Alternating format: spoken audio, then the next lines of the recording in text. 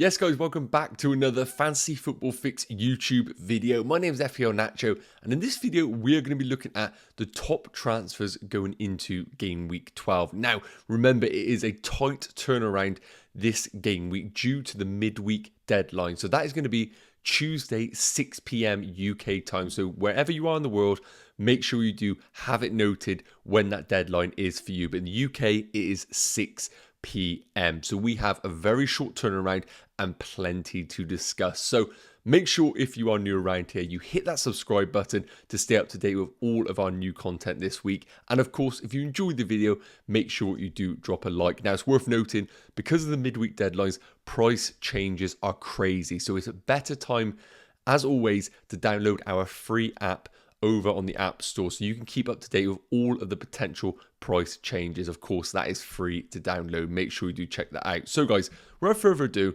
let's get into the top transfers ahead of game week 12.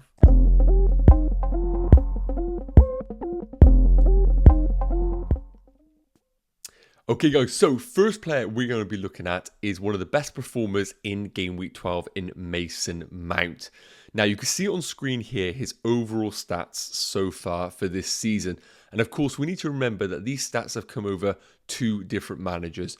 Most of the portion has come under Thomas Tuchel, and the last 3 games has come under Graham Potter. But just looking at game week 11, in isolation, of course, that 2-0 victory against Aston Villa with Mason Mount picking up both of the goals there.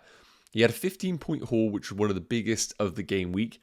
A 0.84 expected goals. Of course, one of those coming from the free kick, which naturally had quite a low XG around that period. 0xA, it's worth noting, so he wasn't necessarily being a creative force in that Chelsea team.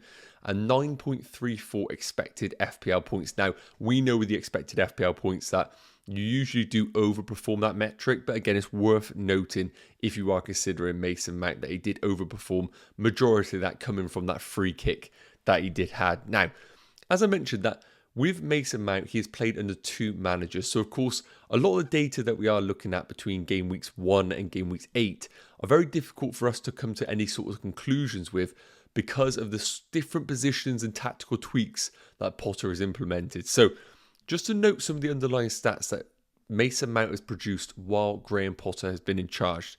So 3 games for Mason Mount so far this season, 1.21 expected goals and 0.69 expected assists. And he's averaging 10.68 expected FPL points per game. Now you can see there his season average so far is 4.67. So over the last 3 game weeks, he has really raised the bar and posting 10.68 per game, which is absolutely ridiculous. In particular for a midfielder that is currently priced 7.6 million. And it's also worth noting as well, he is currently owned by 6.9% of managers. So while he's also a fantastic value pick, he's also a brilliant differential in the game right now, considering he's playing in one of the top teams in the league, as we mentioned. Now, he scored the second most points of all midfielders over the last 3 game weeks as well. It is worth noting to add on to the stats under Graham Potter. Now, looking at Mason Mount going forward, I think he's one of those transfers ahead of game week 12 where I wouldn't necessarily bring him in for a short-term period. I don't think the Brentford away game is one that I would necessarily think it is a priority to bring in Mason Mount for 1 game to then look to sell him the next. I think there are better options as a 1-week punt. So I think we need to view Mason Mount as a player that you're going to hold between now and the World Cup. Now you can see the fixtures on the screen here. I wouldn't necessarily say that they are the best fixtures. Man United at home, Arsenal at home, and of course Brighton away. I would argue that the Brighton game has slightly changed in a difficulty rating since Graham Potter has of course changed his allegiances to Chelsea, but still a tricky fixture nonetheless for Chelsea. Now, over the next 4 game weeks, Mason Mount is predicted to score 17.4 points, which is actually the 5th highest for midfielders. Salah, Zaha, De Bruyne and Bowen are the 4 that are ahead of him over this period. So although the fixtures are tricky, he still is posting really good projected points over that period, which is worth taking note of. And it's worth noting as well, for the game week in isolation of game week 12, again, as I said, I wouldn't be prioritising him as a 1-week punt. He is predicted to score 4.3 points, which is 8th best, is worth noting. So he isn't necessarily in the top tier for the predicted points in one game week in isolation. So to round up Mason Mount, guys, I think he's a brilliant transfer for your team if you're looking for a player that is going to tick along really nicely in the side, a player that is clearly in great form in this Graham Potter side, and between now and the World Cup. I wouldn't be looking him in as a player that you jump on and jump off straight away. This is a player that you hold long term, but I really do think he is worthwhile bringing into your teams if you're looking for that differential and you're not necessarily too fussed about the likes of Zaha. And of course, a lot of people sat here right now with Maddison being suspended in game week 12. This could be a nice sideways moving opportunity for you to go for a long-term option rather than the short-term punts. One of those we're going to come on to next. So let me know your thoughts in the comments, guys. What are your thoughts on Mason Mount? Has he gone through a bit of a purple patch, or are the returns going to be sustainable in this Chelsea team? So guys, next up, let's take a look at a player that I really do deem the opposite of Mason Mount, and very much a short-term punt that should be on everybody's radar right now. Now that man is going to be Brighton's Trossard. Now it's worth noting that he has had 2 blanks in a row coming off early in both games. Now previous to that, he did pick up that fantastic hat-trick against Liverpool, which really kind of raised his reputation in the FPL community and made a lot of managers kind of think to themselves, maybe this is the Trossard that we knew was ability-wise there, but the output wasn't necessarily being produced by him. Now, again, you can see the stats on the screen here for you. Of course, similar to Mason Mount, Trossard has been under 2 managers so far, and his new manager, I can never pronounce it, has been basically in charge for the same period as what Mason Mount under Graham Potter has been. So, just to cover a few underlying stats for Trossard in the 3 games that he has had under his new manager since game week 9. 1.9 expected goals, 0.25 expected assists, and 20.05 expected FPL points, which is actually the 5th best for all midfielders. Now, of course, the hat-trick against Liverpool is naturally going to skew these underlying stats for Trossard, but I still think it is showing his potential in this new side. We looked at the touch heat maps over on Fantasy Football Fix, and while a lot of the community are saying that he has changed his position, which again I do agree with, he's playing basically as a forward alongside Welbeck. We need to remember that the positions that he was taking up in the Graham Potter side as a left wing back effectively meant that he was playing as a left-sided forward or left of a front 3 in attacking phases. So his touch heat map hasn't necessarily changed. The one thing I would argue is that he's spending less time hogging the touchline, and he's deploying himself much more between the 18-yard box. So those are small tweaks that we might see over the longer term when we have a bit more data prove to be really beneficial as an FPL option. Now, the thing about Trossard is, and I said this about a 1-week punt, is I very much view him as that, as a placeholder for game week 13 onwards to move him onwards. And the reason why he's such a fantastic 1-week punt is because of that Nottingham Forest fixture. Now, right now, the FPL strategy is to basically target Nottingham Forest as a fixture. And the reason being for that is Nottingham Forest are the second, have basically conceded the second most goals of 23 goals and have the second worst expected goals conceded of 16.75. So Nottingham Forest really aren't proven to be defensively sound, and a brilliant opportunity for those managers that, again, as I said, sat there on Maddison, want to move on to somebody who has a fixture in game week 12. I really do think Trossard is a fantastic option for those managers. As I said, from game week 13 onwards, the fixtures look terrible for Brighton. As I said, Man City, Chelsea and Wolves, who don't really concede many goals. And I think Trossard, if you have some money in the bank, you could do Maddison to Trossard in game week 12 and then look to sell Trossard in game week 13 for one of the really fantastic Arsenal assets in Martinelli or Saka. So I really do think that is the route I'd recommend managers going for if they are targeting Trossard. Now, looking at him in game week 12 in isolation, because again, that's the strategy we're really going for with Trossard. He is predicted to score 5.2 points, which is actually the second most of all players in any position, Mo Salah being number 1 in game week 12.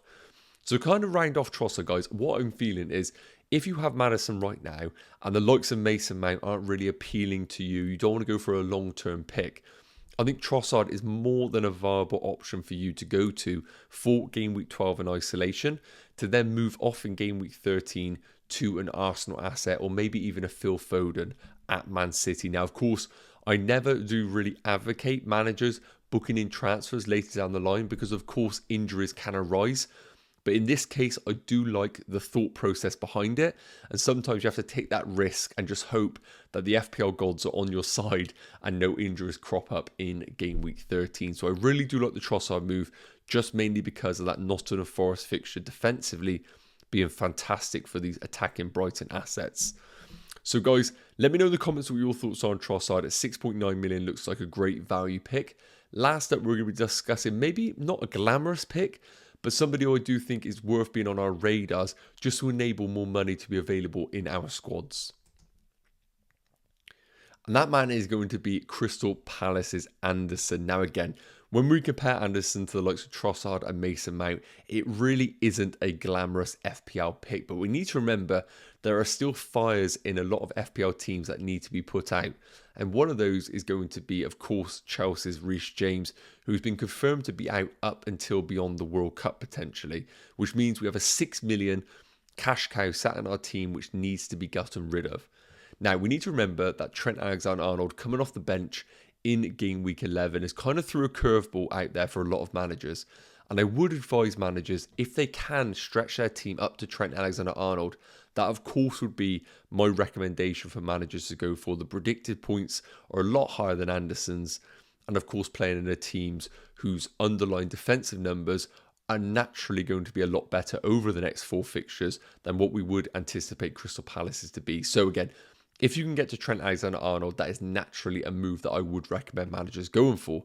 However, if you are looking to maybe sacrifice some money in the defence to invest further in your front line or midfield, then I really do think Anderson remains a fantastic option for your FPL teams.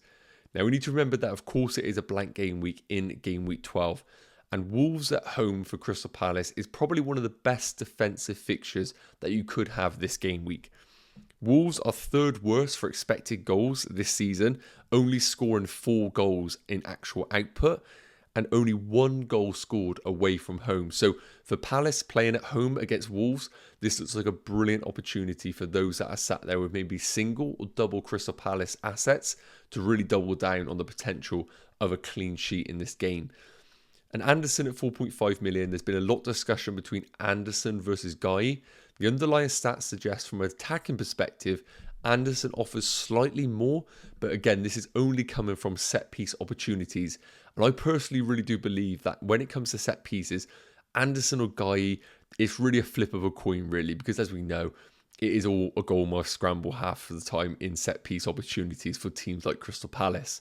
But again, expected FPL points 30, nothing to scream and shout about. But again, at 4.5 million for a centre-back, you're not really going to be looking at the numbers really up there. Only Saliba is really a standout candidate in that area. Now, predicted points-wise, 15.1 is right up there as the best for defenders at 4.5 million and under over this period.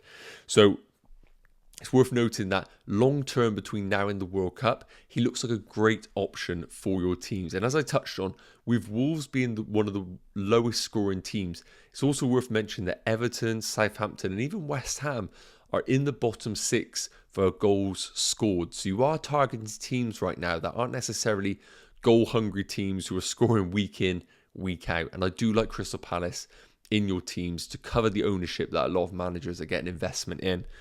Now, the last thing I want to touch on, again, because we are focusing on the blank game week 12, is his predicted points. And he's actually predicted to score the 5th best for all defenders in game week 12. So forget about the 4.5 million category. That is for all defenders in game week 12. So that Wolves fixture looking like a brilliant fixture for those Palace ones. So let me know what your thoughts are on Anderson, guys. I think Crystal Palace ownership is decent, even if the team's expected goals conceded isn't necessarily the best viewing. I still think Palace is a good investment for your teams. So guys, that is going to wrap up today's video. Hope you guys have a fantastic game week 12. And let me know in the comments what are your planned transfers going into the game week. If you haven't already subscribed to the channel, make sure you do, because we are dropping content daily. And of course, if you enjoyed the video, make sure you do drop a like. All the information that has been taken has been for Fantasy Football Fix. You can check that all out in the bio. And as I said, price changes are going to be crazy this week. So if you haven't already, make sure you download the app for free to keep an eye on all of the potential FPL price changes over on Fantasy Football Fix. So guys, we're going to wrap it up there. Have a fantastic game week. Remember, Tuesday, 6 p.m. UK time. And we'll see you in the next video. Take care. Cheers.